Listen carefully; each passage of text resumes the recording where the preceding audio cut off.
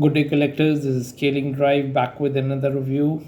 Yes, and today we are going to review the 82 Toyota Supra. This little fantastic casting is part of the Hot Wheels 80s series.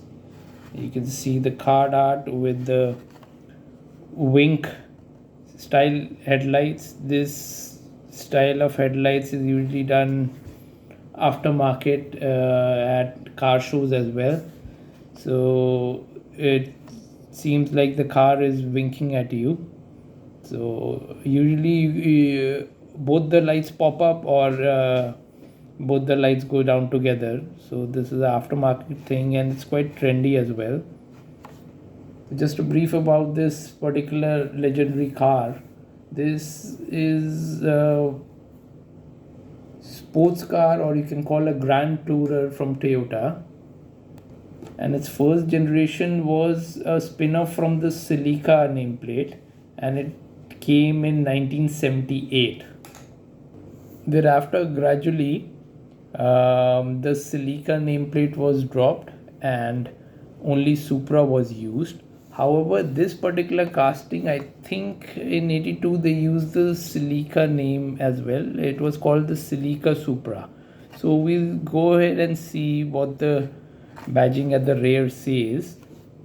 And just to give you an idea of the lineage of the Supra brand name, it's a spin-off from this Celica. This is a 1970 Celica by Toyota, by Hot Wheels, and this casting also I like because this has got headlights which are part of the window piece. This is a nice casting. And if you move on, I have another Supra. This is from 1990 or 1991. This is by Tomica. This is a Tomica premium casting and the scale is 1:62. And in this particular casting I can show you how this is the functioning pop-up lights with the lever down there. So you can keep it in the lights up position or down position. This is a beautiful casting from Tomica. So we'll just see and compare how it compares and what details Hot Wheels has extra and what Tomica has done better. And just to continue with the lineage, this is the legendary Supra from the Fast and Furious series. This is Paul Walker Supra, played by, and this particular casting is really popular among Hot Wheels collectors, and why not? And this has been popularized by the Fast and Furious series very much.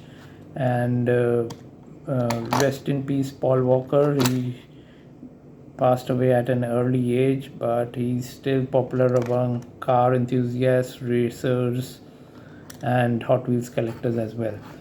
So this is going to be a big review, and why not? It's for the Supra, and Hot Wheels is really killing it with really great castings this year.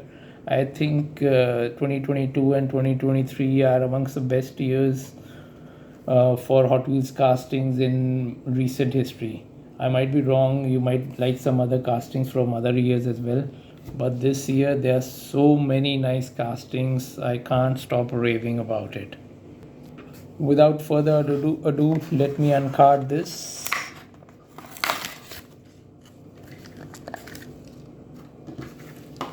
Let's have a look at the card art. Let me zoom better view. Yeah, so you can see the details here, the piping for the intercooler, the lights you can see. So some details that which cannot be replicated in the casting, but at least in the card art.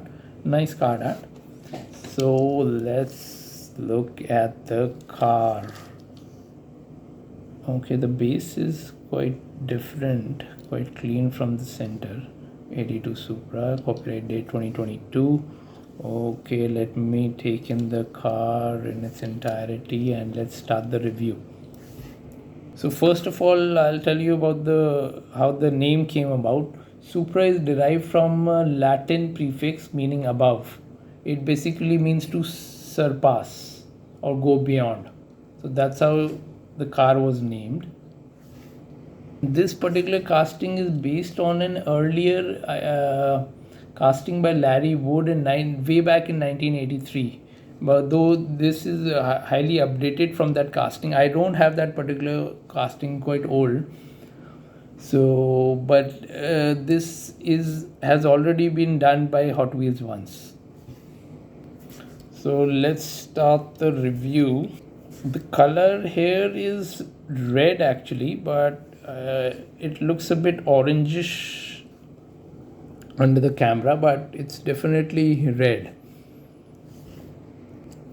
And this particular casting has been also a super treasure hunt, which has a maroonish spectra frame paint. It's red only, but it's more sparkling paint, and obviously better rims and rubber tires and slightly more details. So that's also a popular super treasure hunt. Okay, enough about it. Let's look at the car from the sides. It has got a nice Japanese car look, as they call GNC, Japanese nostalgic car from the 80s. Everyone remembers it from their childhood, and nice flared arches. This is a performance version. There are two versions of this casting, basically performance and luxury. So this one is performance version. As you can see how the wheel arches stick out, and this has got some black lines, which I think would be plastic, yeah, plastic pieces in the real car. And interesting thing is the door handle is not a pull up kind of time, it's a horizontal latch which you pull towards yourself like a claw. I don't know if you get it. So just look at the videos of how the latch opened in this casting. So quite innovative for that time. And there's a marking for the fuel lid. There are metal side view mirrors, which is great. I really appreciate details like fuel lid marking, side view mirrors, and wiper markings are also detailed, more detailed than ever I have seen. There's some more detail which is like a plastic piece on the wiper molding, which was there in the real car. So they have added that detail, not just a simple line for the wiper marking. That's interesting. So, and the rear quarter glass and the hatch door had louvers, black plastic louvers, which has been depicted here as part of the window piece. So it's not very convincing, but since it's a dark window piece, so it gives the effect of the louvers. I would have liked it better if it was a part of the black interiors. That would have resembled better, but then it would have been all black and you can see at the back. And so it's a good trade-off that Hot Wheels has done, actually, I would say. And the wheels are also new. These are called FC3, but these are based on the super advanced 3-spoke wheels that were made by Yokohama at that time. So they look really cool, and that's a new, really nice new wheel design from Hot Wheels. All chrome, the 3 spokes and the outer rim. I like this design, and it will suit most of the Japanese nostalgic cars, I believe. So the silhouette of the car is quite good. It's like a hatchback or a notchback, and looks quite sporty. Although, and this had a inline 6-cylinder engine, so basically straight 6 engine. And you can see the hood has some bulge to reflect that it is a powerful engine. And moving on to the front, which is where the headlights come in, wink form it is. One is closed and one is open. That's interesting. Although no details on the headlights, but that is fine. You can't expect so many details on the mainlight casting. And the parking lights and indicators are also not marked. Here I'll just bring in this Tomica premium casting to just give you an idea how the parking lights and their fog lamps over here. But this is a different, a later year casting, but there wasn't much change in the body line that much. So just to give an idea, here the number plate and the grill which feeds air into the radiator. But here in the Hot Wheels one, here you can see the intercooler clearly, which cools the air for the turbo, and there's some piping for it as well externally, as it was more clearly visible in the card art. You can see, yeah. So no Toyota mentioned in the grill like in the card art, but that's fine, and no logo here. But there are some indentations here on the front part of the bumper, or you can see the hood ends over here. So nice detail at the front. They couldn't have done much about it, and this black part and the rear bumper are part of the black plastic base. So yes, this performance series had, in addition to these flared fenders, it had a lowered stance, hood vents. Okay, these hood vents are again plastic, part of the window piece. I would have again liked it if they were black part of the interiors, but still, since it's dark tinted plastic, it doesn't look bad. So I'll give it to Hot Wheels again here.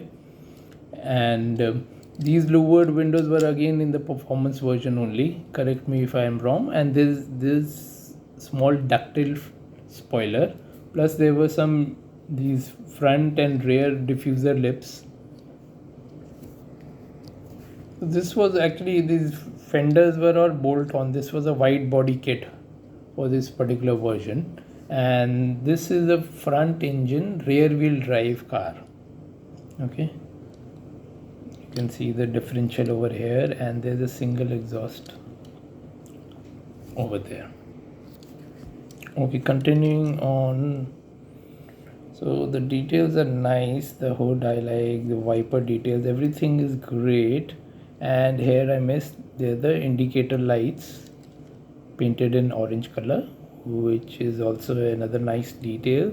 Both sides are the same. There you could see the gas cap, and these are also, I think, some indicator or lights or reflectors possibly. Okay, looking at the interior, this is left-hand drive US version. Okay, you can see some details on the dashboard and the speedometer console. You can see two round things which are like for the speedometer, and some details on the dashboard. Seats also look nice. Glad they made it an open window casting so that we can see the details, and the gear lever. So this performance version came only in manual, with manual gears I believe, and the luxury version had the option of an automatic gear. So moving on to the rear part. Okay, first looking at the louvers from the top, they look nice actually. They're nicely textured. Actually, think about it, black plastic would have really closed out the casting. With this you can see better, I think. So I think that's a smart choice by Hot Wheels. So starting from the bottom, this time it has a single exhaust on the left, and you can see the rear red painted rivet from the rear clearly. So that's a little, it's stark actually. So here's the black bumper, which is part of the base. Earlier 80s cars didn't have body colored bumpers like this 90s Supra we have. So yes, so it looks the part, and I like the contrast of the red and the black actually. I somehow don't mind black bumpers of 80s and 90s cars, but nowadays they have totally changed the design language so that the bumper is a very thick piece, and without, if it's black in color, it'll look odd. So the way cars were designed earlier For that, the black bumper suited it. Okay, and looking at the rear, it's a good thing that they have given some good amount of detail. You can see the tail lights, the brake lights, the indicators, and the reverse lamps here, plus a number plate with a Hot Wheels Flames logo, which is nice. And there's even a marking for the keyhole for the rear hatch, which is another great detail. I really love it. And plus the model name, which says Toyota Supra, and you can see, I think that's Celica mentioned below Toyota. So yeah, this is like a transition period when Toyota was trying to spin off Supra as another model,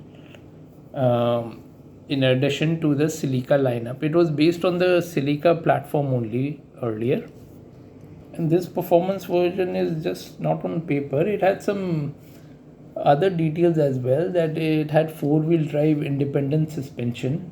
I don't think it was limited to the performance version, but yeah.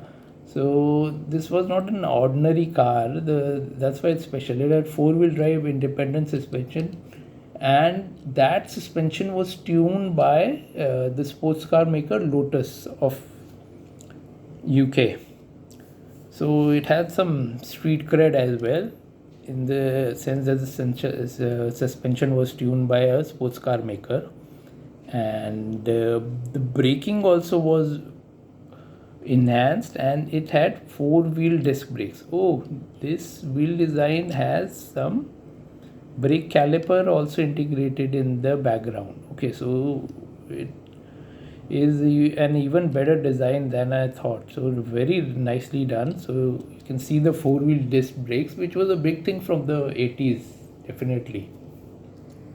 Let me just compare the rear with the Tomica casting, which has a single piece red lens, which makes it look really realistic.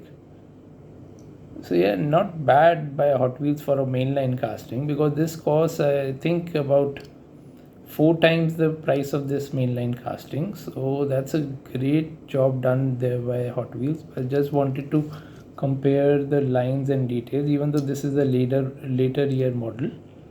And these wheel covers are quite authentic to the car, and this looks like a luxury version with no wide body kit and anything.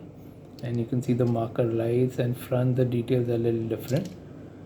So nice. And I would say the interiors are not that great in the Tomica version actually, and yeah, it looks a little crude. Generally Tomica Premium has nice interiors, and even the steering wheel is just one big blob without any clear markings for the spokes, so that looks a bit odd. Although this has opening doors and a lever for popping up the headlights with silver markings for the headlights, so that's a beautiful detail that I've seen in any casting. And this is a 1:62 scale, so slightly larger scale as compared to generally what Hot Wheels are, which is 1:64 scale. Although the Hot Wheels one with the performance version looks quite wide and a larger scale. So anyways, we are pushing to 20 minutes, so I think I should end this review here. So let me know how you like my review. Please share your views, how I can make it better, and any other detail you would want to add for this review, because Toyota Supra is a very popular car, and you might be knowing something else that I haven't mentioned in my review. So please do that. Please feel free to do that. I would like that. Please like, share, and subscribe. I'll be back with another review soon. Cheers from Scaling Diecast.